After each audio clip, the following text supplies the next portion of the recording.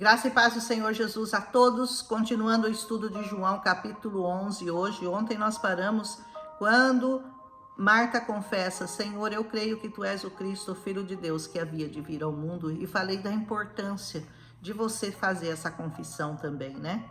E depois disso, dito isso, partiu e chamou em segredo a Maria, sua irmã, dizendo: o Mestre está aqui e ele te chama. E ela, ouvindo isso, levantou-se logo e foi ter com ele. A Maria era a mais espiritual das duas. É aquela que enxugou o cabelo, que enxugou com os cabelos o pé de Jesus, né? Derrubou um unguento no pé de Jesus. Ela era muito espiritual, ela correu lá, pois Jesus ainda não tinha chegado à aldeia, mas estava no lugar onde Marta o encontrara. Então a Marta tinha ido na frente, a Maria tinha ficado em casa e ela correu para encontrar com o Senhor. Corra para encontrar Jesus, viu?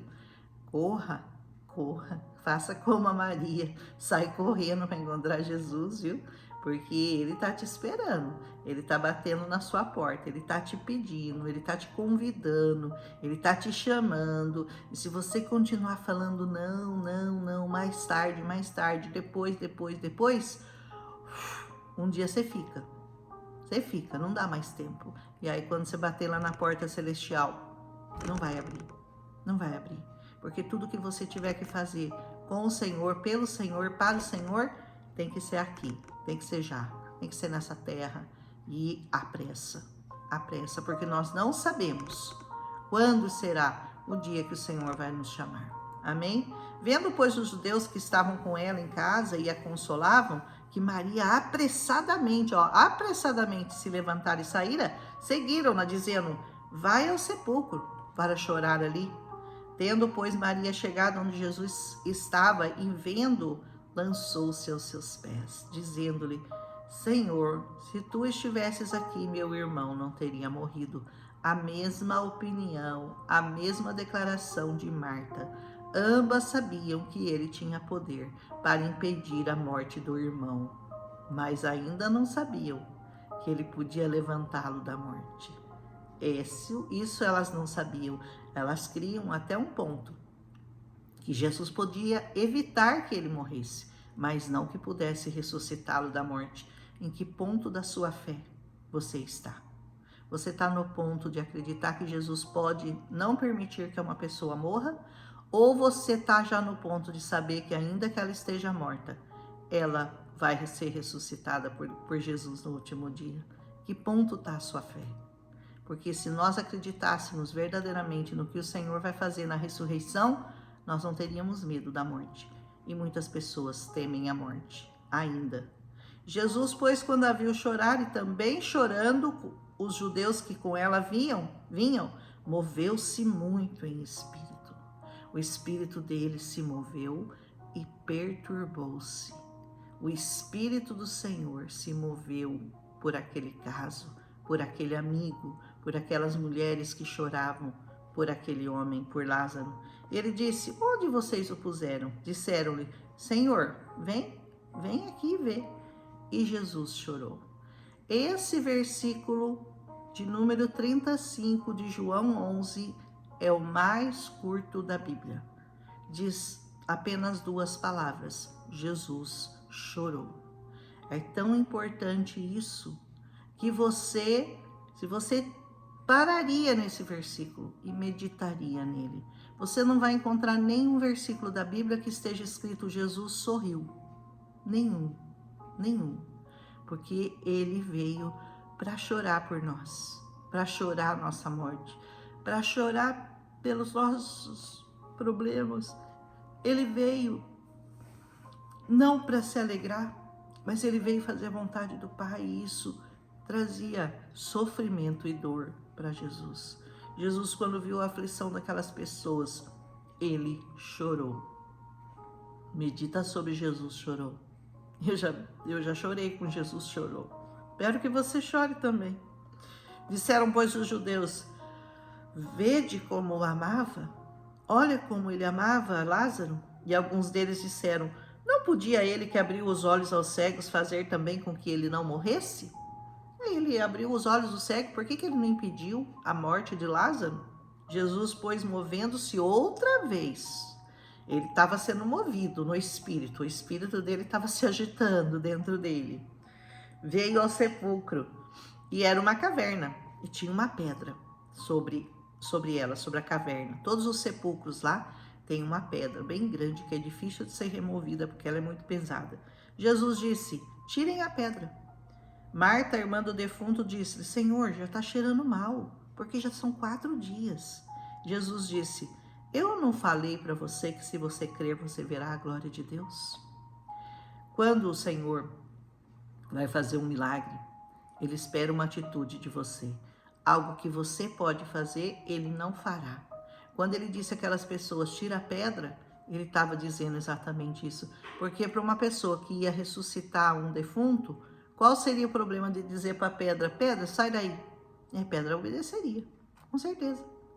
Mas aquilo que nós podemos fazer, que depende de nós, que é a nossa parte, Jesus não vai fazer.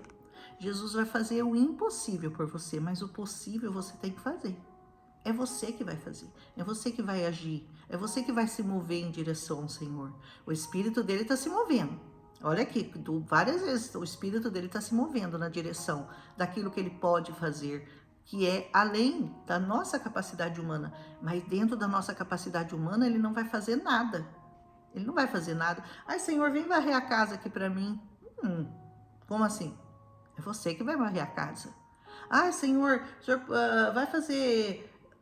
vai arrumar esse negócio aqui, arruma esse telhado para mim? Não, é você que vai mandar alguém arrumar o telhado. O que nós podemos fazer, nós temos que fazer. Não ore por coisas que você pode fazer. O Senhor te dá essa capacidade de resolver os seus problemas aqui na terra. Você só precisa do Senhor para resolver os problemas que você não pode resolver aqui na terra. E o maior problema da humanidade qual é? O pecado. Esse é o grande problema da humanidade. E qual é a grande esperança da humanidade? É a salvação e a vida eterna. E isso só Jesus pode te dar. Então, ler a palavra depende de você, jejuar depende de você, orar depende de você, ir à igreja depende de você, ser fiel ao Senhor nos dízimos, nas ofertas, depende de você.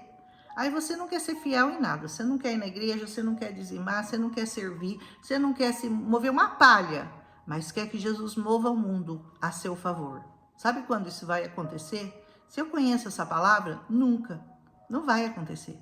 Com você, não. Porque você tem que fazer a sua parte. Marta e Maria estavam fazendo a parte dela. Elas criam até um certo ponto.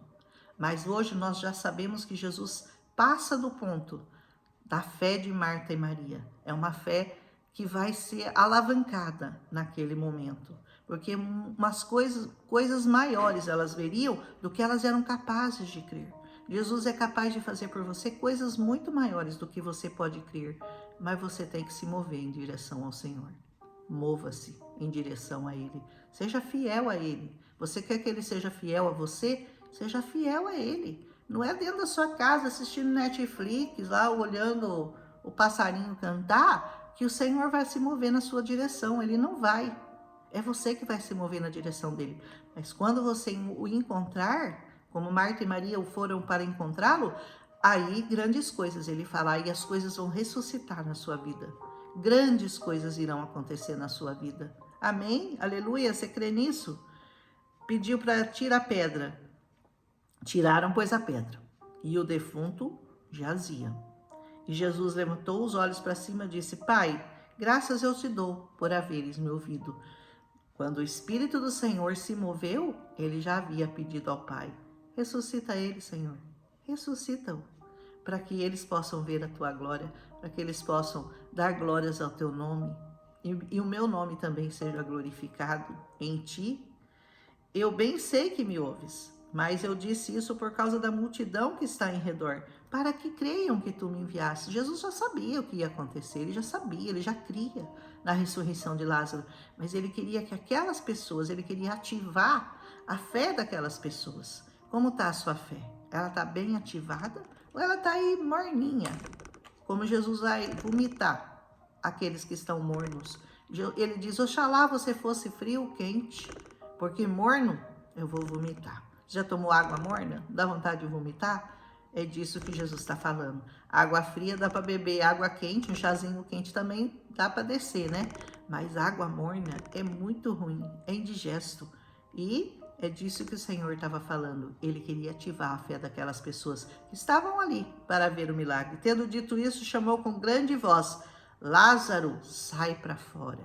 Ele foi específico, ele falou Lázaro, porque se ele fala mortos ressuscitem, todos aqueles que estavam lá dentro daquele sepulcro iam levantar, sabia? Ele falou o nome. Quando o Senhor for ressuscitar você no último dia, ele vai falar o seu nome. Porque o poder de Deus é tão grande que se Jesus fala, ressuscita morto, todos que estavam naquele sepulcro ressuscitariam. Então ele foi específico, é só o Lázaro, viu? Lázaro, sai para fora. E o defunto saiu, com as mãos e os pés ligados, com faixas, acho que ele saiu pulando, né? De dentro, porque como é que com mãos e pés amarrados, ele deve ter saído pulando. E o seu rosto estava ainda sem enxergar, então ele saiu de dentro pulando, sem ver nada, mas ele saiu de lá de dentro. Disse-lhe Jesus, desligai-o e deixai-o ir. Jesus falou, desamarrem-no, deixa ele ir, porque ele havia feito aquele incrível milagre. Eu imagino o burburinho que houve nessa vila de Betânia depois desse milagre. Como que você não vai crer num Deus desse? Como que você vai ficar imune diante de uma coisa tão grandiosa como essa que aconteceu e que muitos testemunharam, muitos naquela época testemunharam, e ainda assim disseram, crucificam. Porque naquele grande dia do julgamento do Senhor, eu creio que toda essa multidão que viu esses milagres estavam lá, e ainda assim seguiram a voz da multidão dizendo, crucificam. Isso é muito triste. Muitos, pois, dentre os judeus que tinham vindo a Maria e que tinham visto o que Jesus fizera, creram nele. Ufa! Até que enfim, né? Acreditaram nele, finalmente. E você? Tá aí ainda até hoje? Na dúvida? Ah, será que eu devo servir? Será que eu não devo? Será que é bem assim? É bem assim, viu? É bem assim. O Senhor pede uma atitude da sua parte, para que ele possa fazer a parte dele. Você tem que fazer a sua. Aliás, a parte dele ele já fez todinha. Todinha. A parte de Jesus já acabou. O que falta agora é só a sua.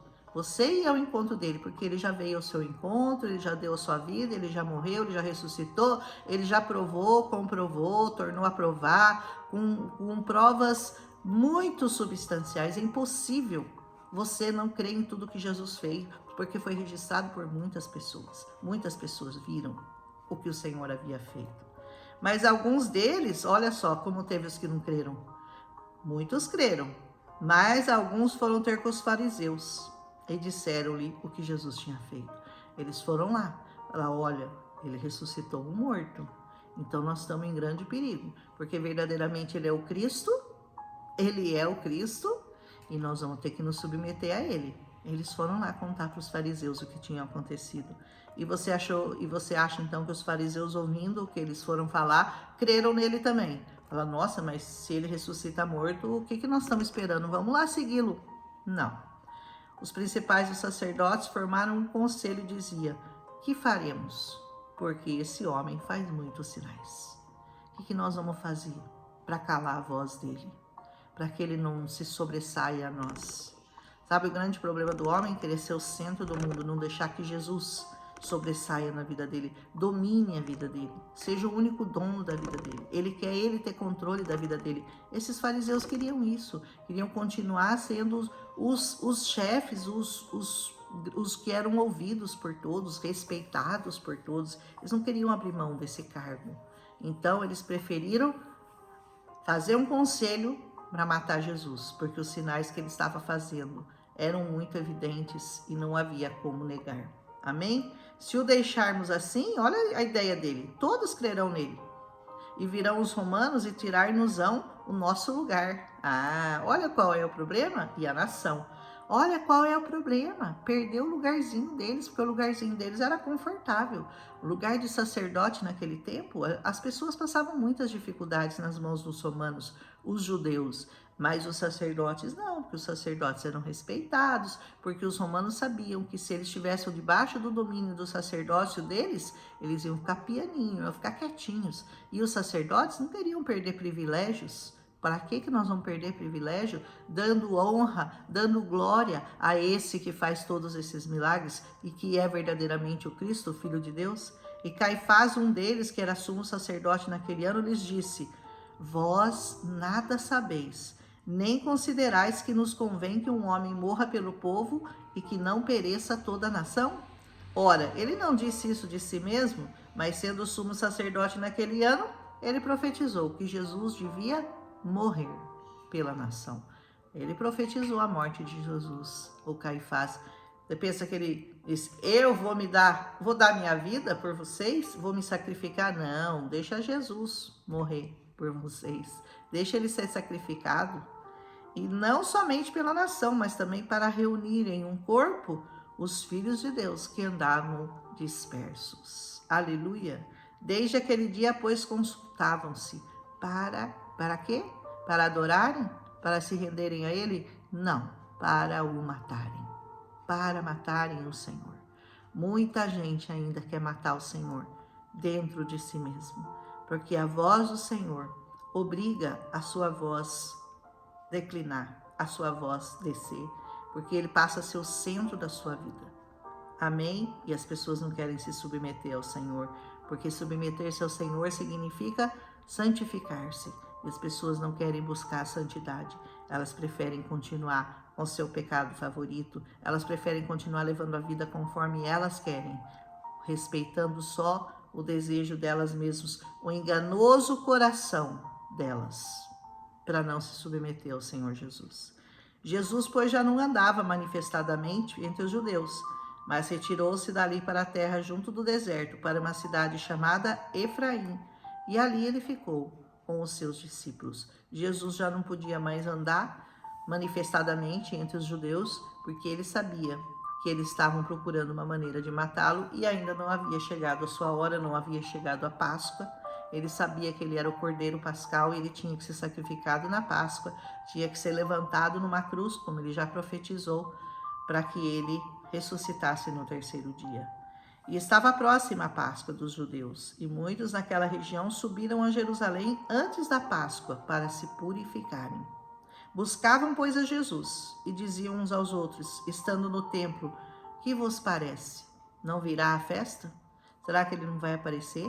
Para que nós o apanhemos, para que nós o matemos? A única ideia daqueles sacerdotes, daqueles fariseus, daqueles homens era calar a voz do Senhor. Até hoje o diabo tenta calar a voz do Senhor, mas ele não vai conseguir, porque o reino de Deus está presente em muitas pessoas e nós continuaremos anunciando esse evangelho e nós continuaremos fazendo a vontade do Senhor hoje e sempre. Muitos não vão se dobrar a Baal. Amém? Ora, os principais dos sacerdotes e os fariseus tinham dado ordem para que, se alguém soubesse onde ele estava, o denunciasse para o prenderem. Que você não esteja entre a voz daqueles que não quer que Jesus fale, que não quer que Jesus se manifeste, que não quer que Jesus te cure, que não quer que Jesus seja o dono verdadeiro da sua vida. Submeta-se ao Senhor. Amém? Faça a sua parte. Tire a pedra. Vai lá e tira a pedra que está impedindo Jesus de ressuscitar o teu espírito. Amém? Um abraço e até amanhã. E se você gostou, não esquece de deixar seu like e compartilhar com pessoas se você foi edificado. Amém? Até amanhã com João 11. João tem 21, eu falei ontem que nós estávamos na metade, hoje nós já passamos um pouquinho da metade, né? Porque amanhã já é o capítulo 12 e João tem 21 capítulos. Vocês estão achando João lindo, né? Eu também. Um abraço e até amanhã em nome de Jesus.